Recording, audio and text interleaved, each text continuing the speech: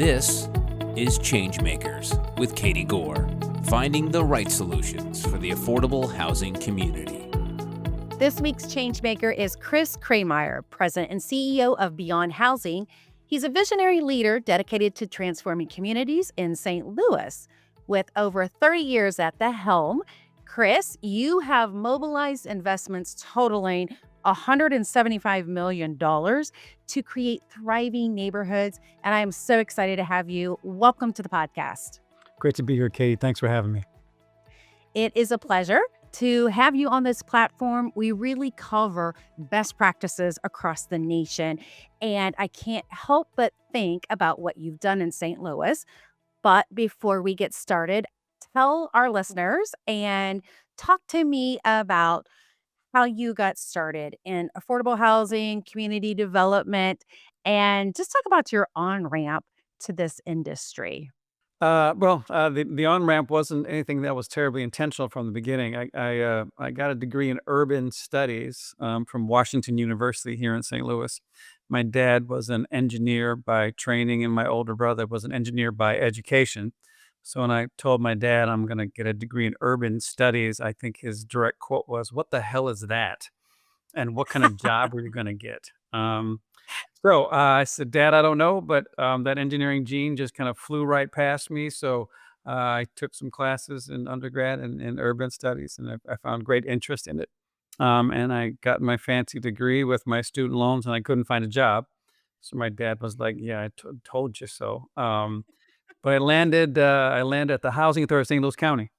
Um, and I worked there for 7 years, first in the Section 8 department, did that for 3 years, and then in the rehab department doing, some old mod rehab stuff, some rental rehab stuff, some urban homesteading, some phrases and programs from the past, and kind of cut my teeth on, kind of project development and, housing rehab stuff, as well as 3 years working in Section 8. I got to see, low-income families every day, 8 to 10 families looking for a place to live. So I got both the humanity side of it, and then I kind of got a little bit of the, again, direct housing development side at the Housing Authority. And then this job came open in 1993. I was terribly unqualified in a whole bunch of different ways, but I had some of the skill sets they were looking for. But I think, as I think what happens sometimes in life, other people see things in you don't see in yourself at that point in your life. So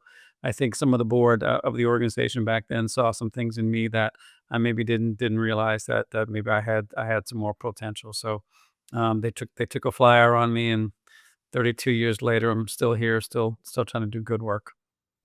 So are you able to describe to your family now what exactly that you do for your day job?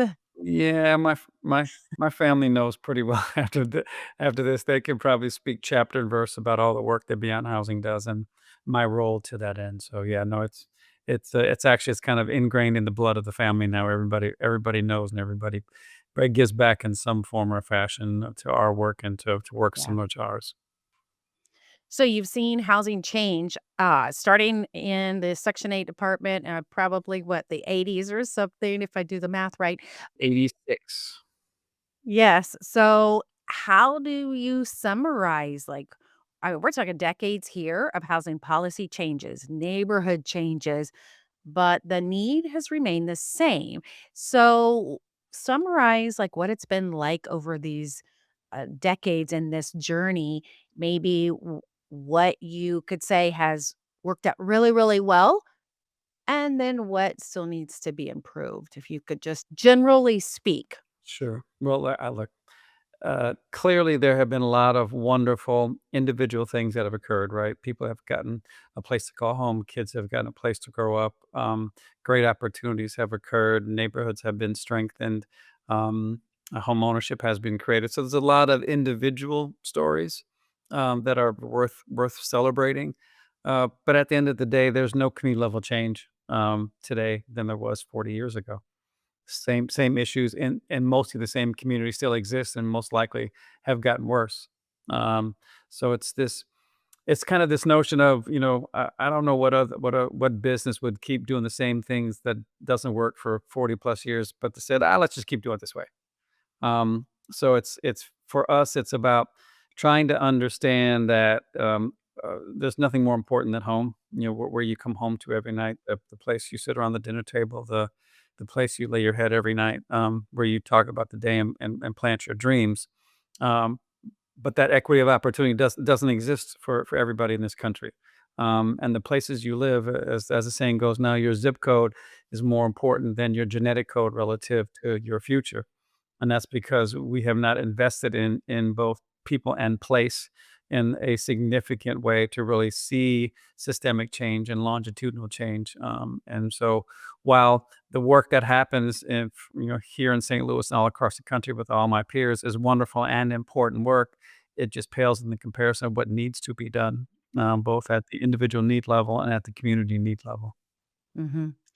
And affordable housing policy is good economic policy. It's good for neighborhoods, good for individuals, but you're talking about a core need of people who need to know they're safe, need to know they belong, need to have a place to raise their kids, have a job, have an address. But, without throwing around like the technical terms, holistic housing or housing first, what is it that at beyond housing, your org, what is it that you guys are doing to accomplish some of that? Because I've read about your information. You and I have walked and talked about St. Louis and St. Louis County, but I'm a little bit familiar with what you're doing. But I want to hear it in your own words about this holistic approach that I think I hear you describing. Sure. So again, for us, look, our mission is to strengthen families and transform communities to create a more equitable and prosperous St. Louis once and for all. So for us, when we think about that and we think about place, right, everything is interrelated and interconnected. So too often people want a simple solution, right? Well, isn't it just we got to do more housing? Or we got to improve education. We have to improve access to healthcare. We have to work on jobs. We have to work on economic development, municipal infrastructure. And our response is we have to do all of that because places that are successful don't worry about those things. Places that are successful have all those things that exist and again support the well-being of all the families that live there. And too often the communities that, folks in our industry serve, they don't have all those things. There's the lack of strong public education. There's grocery, there's food deserts, there's doctors deserts, there's entertainment deserts, there's all these things that don't exist, and those things again harm the well-being of again families that live there. So for us, as our name implies, yes, we do housing, right? Our rental portfolio now is 650 units plus another 186 that we're managing, and we're going to pick up another 90 or so in the next 6 months in terms of third-party property management, right? So we still do housing, and we do it really well. We just finished I think it's our 24th low-income housing tax credit project.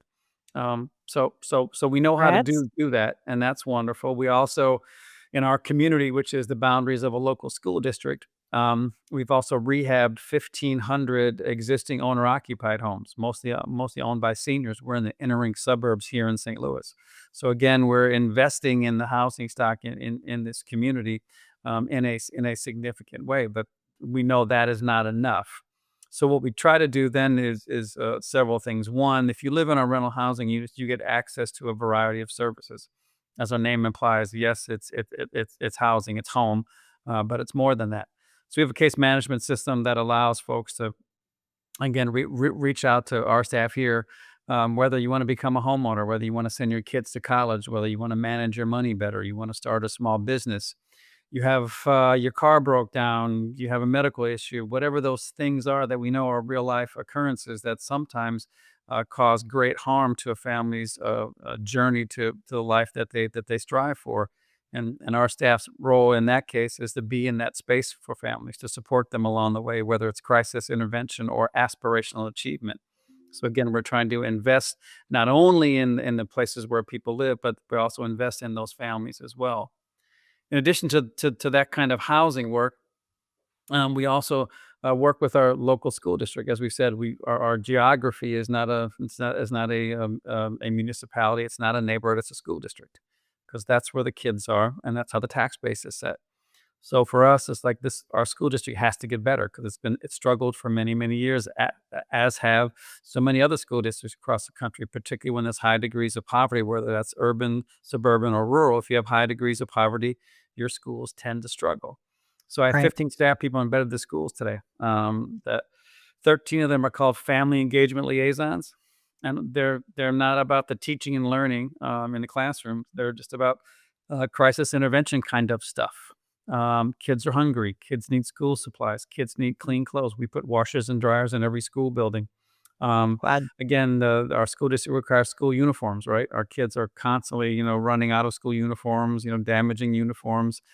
So again, we stand in that space, and then we have crisis intervention funds for the families that again send their kids to the school district, and that could be rent assistance, utility assistance, other kind of assistance that we know constantly happens in families' lives. 100% of the kids who go to our school district receive free and reduced lunch, which means 100% of the kids live in poverty, right? So for us, it's again, how do we support the kids to give them the opportunity to take advantage of, again, what the school district has to offer from an educational experience standpoint?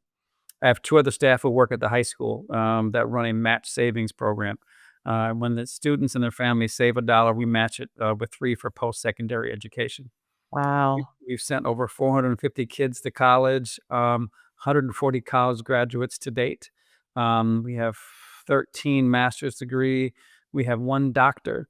Dr. Covington is doing his residency at the University of Wisconsin at Madison. We have one young woman in law school. We've invested close to $1 million in the match savings program to again support kids and their journey to post-secondary life, which can also include trade schools. We're not wed to traditional 2 and 4 year universities. So if kids have other aspirations and dreams, and from a trade school perspective, we'll support them along that journey as well. The persistence rate, which is the fancy word for how many kids stay in school, is over 70%, which is incredibly high for, again, the demographic Wow. population that we serve. So again, supporting kids, supporting families, supporting the school district relative to its success, and again, giving kids, the right jumping off point so they can again lead a successful life. We do Mhm. economic development work, so we own and operate a 4-screen, 375-seat movie theater. First run movies, cheapest ticket prices in St. Louis, 750 and 1050. We hire kids from the local high school who participate in our match savings program to work there. We have a senior building that's catty corner from the movie theater, and we have a senior who literally walks across the street to come to work. Um, Again, the idea here, intersectionality, right? It's a economic development project driven by the Right. voice of the community who said there's no Right. entertainment in our community. Could we help with that? It's a jobs opportunity, right? There are 3 full-time employees and 9 part-time employees who work at the movie theater. And again, it's this notion of, again, how do you create a sense of place? Across the Mhm. street from the movie theater is a food hall, 3 restaurants, and a pub. Again, all owned and operated by people of color who again look like our community.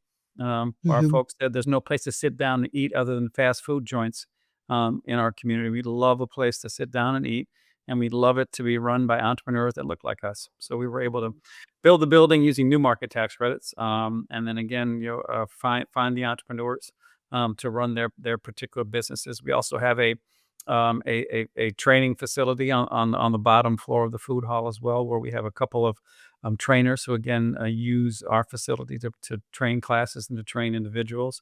On the second floor of the building, there's an employment agency that again works to try to find people a job, particularly in the home healthcare business. And we also help create a community kitchen where we're training young folks how to be in the culinary arts. We also have a health facility right next to the movie theater, which is we have both primary health care and urgent care by one of our local regional partners, an organization called Athenia, which is a FQHC. So they see over 6,000 patients a year, and said, we wish we'd have built bigger space because we can serve Yeah. more clients if we had more space. And then our local hospital system, the biggest hospital system in St. Louis, BJC, has a youth mental health service program in our building as well. And then on the top floor of that building, there's a county taxing body that generates about $40 million in taxes every year for mental health services for kids all throughout the St. Louis County region. We built our senior building that I mentioned that has a full service bank on the bottom floor. There was no there was, I believe, 23 payday check cashing places in our community, only 2 regulated banks. So we brought another regulated bank, to the community. It's a regional bank that this particular branch now is a $75 million branch. And I promise you that bank never thought this branch would do that well. But Yeah. again, it just serves that the notion that businesses can succeed in low mod communities if they have the right suite of products and they understand the needs of the community, Right. and treat folks with respect. Across the parking lot, we built a grocery store, full service grocery store, 17,000 square feet. Oh my Sadly, we've god. we've had 2 different operators, both who have failed. One Okay. was a regional firm called Save a Lot. Um, they were open for 7 years, and every year did better in sales, nearing 5 million in sales. But then the company got bought by a Canadian hedge fund, and that was Mm, kind of the beginning of the end. They kind of stripped out all the cash out of the business, and the Save a Lot brand now is mostly a wholesaler, not a retailer. mm, So it had nothing to do with community. Then we right. had a second operator, a regional operator, who opened up his fifth store in that particular building, and then sooner after he opened that business, his whole that store, his whole business cratered. And all 5 of his stores are now closed. Again, nothing to do with community. So we're trying to get that particular location reoccupied. We bought a church on the same street, a 30,000 square foot church. We want to turn it into an arts facility. So we're in the process of securing all the funding and hopefully another new market tax credit allocation to make that conversion happen. And then we have another small business center with a restaurant, a nail shop, and home to 2 other not-for-profits. So again, we're investing in the economic development activity of this particular community relative to, again, meeting the needs of what the community has Mhm. said that they wanted. We have 3 community health workers on staff focusing on asthma and diabetes, 2 of the kind of chronic diseases Right. that plague communities like ours, which is predominantly African American and has a high degree of people living in poverty, even though there are some wonderful pockets of middle class housing and middle class folks who just want the things around them to get better. And we have a forestry department. Um, we planted over 1,000 trees in our community. We've trimmed over 700 trees and taken down over 800 trees. We've redone almost 10 acres of land that was taken over by some of the invasive species like honeysuckle, and have replanted them with Missouri native plants to again prevent the overgrowth and to take care of some vacant lots in a way that is much more attractive and less onersome to some of the local communities. We're going to plant another 1,500 trees in the next 3 years. Again, the idea of place and what makes it successful is a lot of things, including trees, right? So again, when we Mhm. started this work with trees, I knew nothing about trees other than they were pretty. Um, what I've come to learn, as an example, right?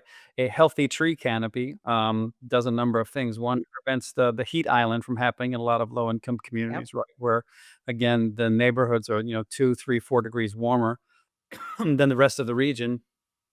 And by having a healthy tree canopy, you can take toxins out of the air to reduce the problem with asthma. Asthma is the biggest reason why kids in our community miss school.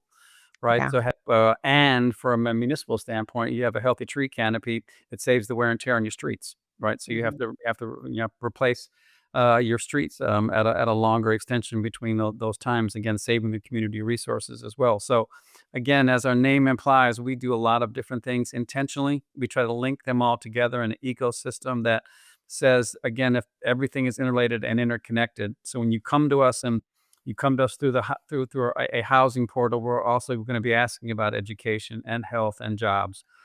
And the same thing is true if you come in through the education portal or the health portal. We're going to make sure we're trying to connect you to our work and the work of many of our friends. You have touched on all of the core foundations for this broader work of community transformation. In fact, I'm glad you mentioned the trees. I was gonna ask you about landscaping as a way of fostering community, fostering sense of place. You hit on that. You hit on education, healthcare, mental health care, all of the big ones. The only one we didn't cover was transit. How is transit having to be redefined within your community transformations? All of the check marks. Do you want to comment on transit and what your Sure, vision is for that sure, area or what you sure. guys have done? Sure. So we own some ground next to a light rail stop here, and we're it's on our list of of projects to get after, right? To again to create some housing at the light rail stop, to work with a number of regional partners to say, look, our bus system is inadequate. Our light rail system is inadequate to serve folks, right? We got to do a better job of connecting folks together in St. Louis right now. You really have to have a car, Yeah. which is Yeah. untenable for a lot of families, and unrealistic for a lot of families as well. So we're trying to step into that space as well. Just like so much of our work, Katie, it's just about capital, right? How do we secure enough capital to get the work done? Let's talk about capital for a minute. You've invested millions over time, h housing, education, economic development, all of the tracks we've been mentioning here. If somebody is listening to this podcast, we feature best practices nationwide, and they're thinking, "How do we get into the game on a long-term comprehensive scale like you guys have?" Talk about how you've been able to secure that level of funding because I am sure it was no small feat. I'm sure it is your wish list on what you want to do is still bigger than your ability or your capital. So, how are you leveraging? How are you finding the financial support? Try to give some tips for people who may want to replicate this. Well, look, I mean, so many folks in our industry, know how to do this, right? It's about securing capital. It's about putting together a good project. It's about making the economics of the project work. It's about telling a good story, and it's about executing, right? Right. The more you execute, the more success you have. The more ability you have to go back and have more success. So again, stay after it, stay after it, stay after it. I think philanthropy has not done its role in community development. We've been a bit of a stepchild in the philanthropic world. The arts and higher education and babies and kittens and puppies have some audiences and some healthcare issues that are meaningful to families that have gotten a bulk of philanthropy's attention over the years. What we've been successful at, and I want to be more successful at it, is telling a story to philanthropy in addition to tax credit investors and in addition to lenders about the importance of the work that we are doing. That from our standpoint, if the St. Louis region, in our case, is going to be healthier, stronger, and everything that the people live here want it to be, we have to address the neighborhoods that have been left behind for far too long. And the only way to do that is through a comprehensive, intentional approach about how do you address the issues. Because there's no simple way to take a community that has been, abandoned for 30, 40 years of significant capital investment and turn it around a short election cycle, right? You have to be committed to it and recognize that. Look, all the literature says the only way place is going to get better is if you tackle all the things that make up healthy communities. It's this notion of our work in the housing space a lot. Like I'll speak to some of my peers who just do housing, and they look at me like I've lost my mind doing all this stuff, right? But at the end of the day, you don't have to do what we're doing, but you should be Right. connected to others who are doing this type of work in the place where you're developing your housing, as an example, right? Connect to somebody who's doing economic development, who's doing the health work, and who's working with schools, because all those things have to be in place if, again, your housing is going to be successful over time, if the communities you work in will be successful over time. I would also say that don't be afraid to spend money on fundraising and marketing. So often we get told by folks that, oh, you shouldn't spend money on, that much money on marketing Yeah. and on fundraising. And my response is, look, the only way we're going to be able to secure the capital we need is by investing in our ability to raise that capital. And that's by, again, having a fundraising team and having a marketing team that can help tell our story. So again, I urge my peers, don't be smart, obviously, but don't be Right. afraid to get have a marketing budget that Mhm. allows you to have good storytelling, that could get you the media placements where you want Yes. to be, that could, again, have stories that can be used all over your social media platforms. And I read that you've had about 175 million invested that you've raised and invested. Is that the right, metric there? Or is that how much you guys are, tallying? That's probably higher at this point. So, that's both in, again, all the real estate development as well as all the human service delivery. Right, So our right. our annual budget, again, is around operating budget is around 20,000,000. So that doesn't include, all the real estate development work, right? That's balance sheet stuff. So, again, we're intentional about trying to, again, get to scale. We're convinced that what we're trying to do is replicatable. We just Uh-huh. have to prove the model out, and the way we prove the model out is scale. So Mhm. we're doing a lot of wonderful things, but it's just not enough given the Right. scope of the challenges that our community faces in Mhm. this moment. So how do we again get more capital to deploy, to execute well, and then to have the kind of results where we're going to see increase in property values, which means increase in tax base, which means more money for schools, more money for public safety. How do we Right, increase right. the economic development projects that are here so people have the kind of things that are important to them? They have a grocery store to shop at, they have restaurants to sit down at, they have movie theaters to have some entertainment, they have all the things that they Mhm. want to live their best possible lives. So we're convinced we're Yeah. doing the right kind of work. We just have to get to scale. Yeah. You mentioned property values, property taxes. Have you seen the, graphs? Do you have a number about the actual value that has increased over time? Do you have metrics on that you wanna share? So because our footprint is relatively large, we have a couple that are kind of more micro in nature, right? So, in one community where we've done a lot of the economic development work and a fair amount of housing work over the last 10 years, average sales price of homes by square foot has gone up 338%, and crime has gone down 42%. Right. So again, we Okay. know we know those are in direct correlation to the work we're doing along with our Mhm. community partners. So again, this is not rocket science. It's just really hard to take a place that again that has been left behind and abandoned to try to turn it around. So we're absolutely confident we're doing the right kind of work. We also just formed a partnership with Missouri's largest home builder. Um, and they're in our Oh, community now. And typically, big home builders aren't working in places where we work, nice. right? Because the Yeah, math doesn't make sense. So we've been able to yeah. forge a partnership with a local foundation that's rolling money through us. We're buying the property, we're clearing the title, and we're doing the site prep, and then we're handing the pad ready site to the home builder.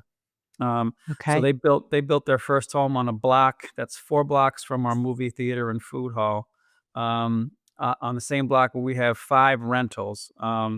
And they built their first single family home. Did not put a sign in the yard. Our homes were valued county valuation at around 120 to 130,000. Their home, while bigger than our homes, without putting a sign in the yard, sold for 250,000. So we are Okay. thrilled with the possibility of, again, bringing more homeowners to the community, more stakeholders, Yeah. increasing valuation writ large, which means that all the neighbors have greater wealth because their biggest asset, their home, is worth more, and we have more money for schools, more money for public safety.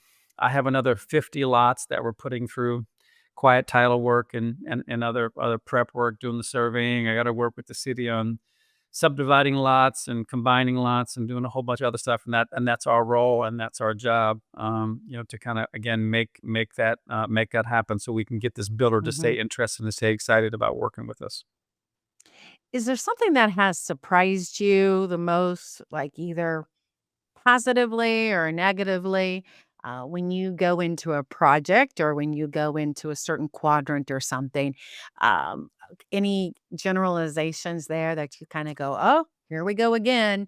I've got a rule book for how we handle this, or, or are there things that just like shock you and surprise you that are issues or aren't issues, I guess? So I'll give you the hardest thing that we do, and then I'll give you some positive stuff. Okay. The hardest thing is public education.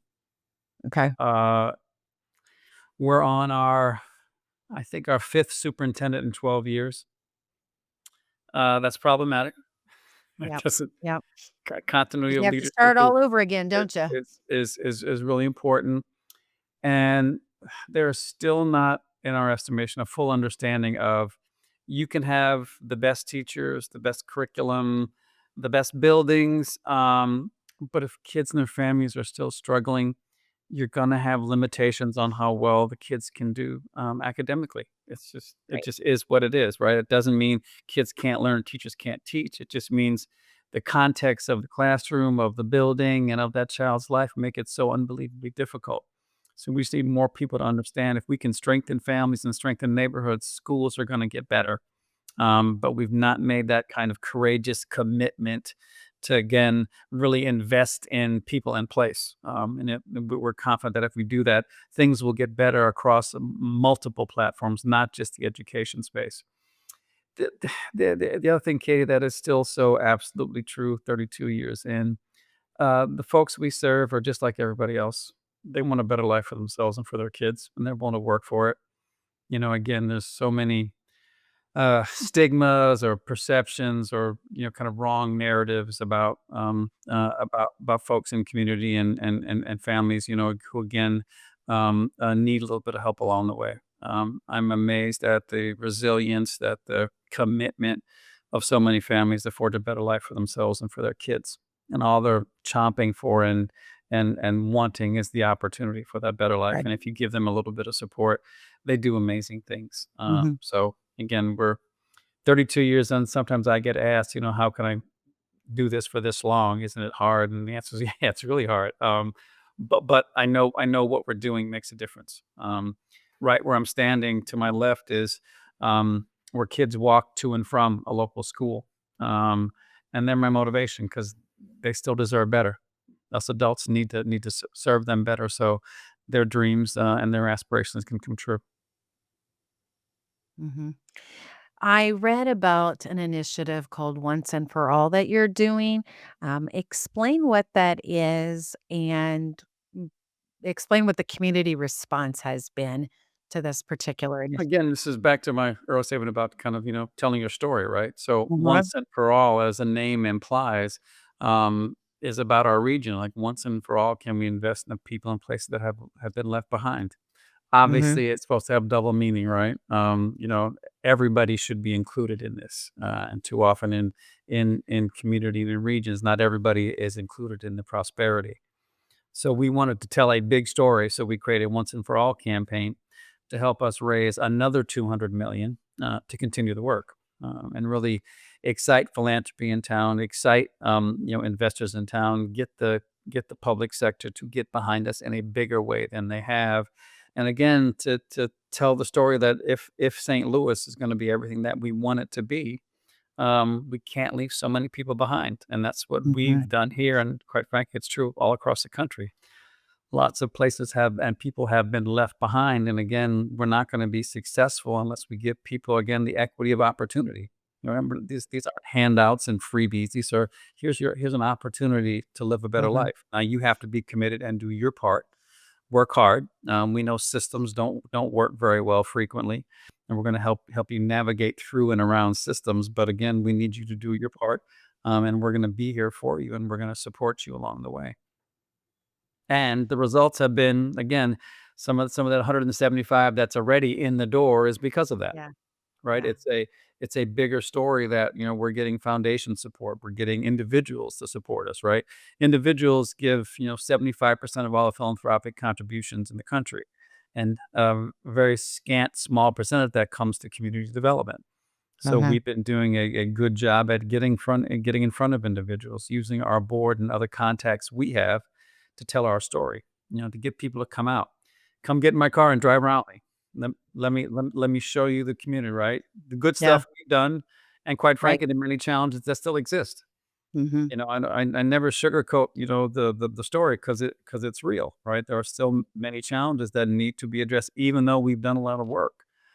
It's just not yet enough, and it's not at scale. And again, we just need folks to say, look, if you want to see real change, finally, if you want to, after decades of billions of dollars going to poverty alleviation that has not worked, here we believe is the way to do it. Not simple nor quick, but this is the way to get it done. As a matter of fact, it's the only way to get it done because we've tried other methodologies and they've all failed terribly. Yeah. So if you could dream and pull in one large project, like you this is your dream to land, This is your Super Bowl win. What would that project be for you? Uh, Kid, it wouldn't be one project because not Mhm. one project is going to get us here. I mean, a quick aside.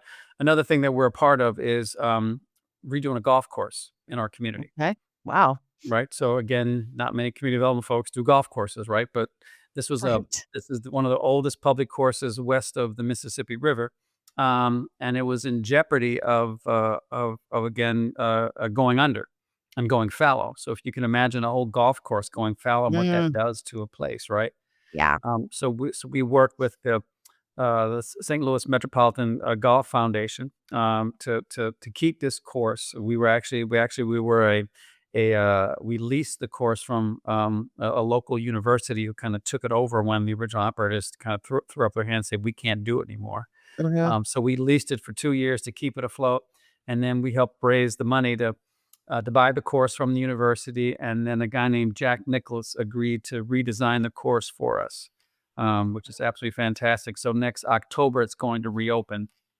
Wow. Again, uh, That's amazing. that is amazing. And like the movie theater, we're going to keep the greens fees affordable so people in the community can still play there. It's Yeah. going to remain a public course, Yeah. and it's going to remain again available to community, and it's going to be again a wonderful thing. That's a great project as an example, right? That's not going to turn the community around. So when I think Right. about like if we got a large investment, what would I do with it? Um, Yeah. it would be to look at all the different spaces and places that we operate, from housing to education to health to economic development. And I would say, where can we get the biggest bang for the buck? Where can we put these dollars? And it doesn't have to be one place, right? It may be I need to shore up some of our economic development work because guess what? It's really hard. You're in a low income community. We have inflationary challenges.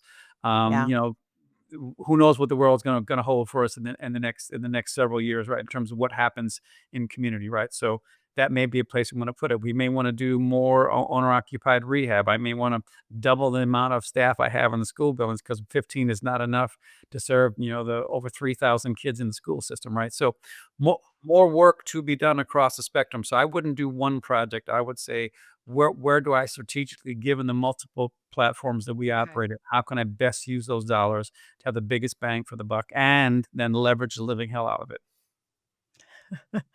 We've talked about a lot of platforms, a lot of topics here, a lot of initiatives that you're working on. Before we close out here, um, can you highlight one that we haven't covered? One that you are just particularly proud of or fond of? So one that we haven't talked about, and it's really more unique to St. Louis than a bunch of other regions. So in our geography, there were originally 24 small little municipalities, which makes no sense. But the guys who are mayors and council people now didn't create the system; they inherited it. So every month for over a decade, we've met with 12 to 18 of the mayors, finding ways for them to work together. They are small; they have limited staff capacity. So we de facto are kind of adjunct municipal staff. So we've helped with collective buying power on trash collection, on street repairs, on housing demolition.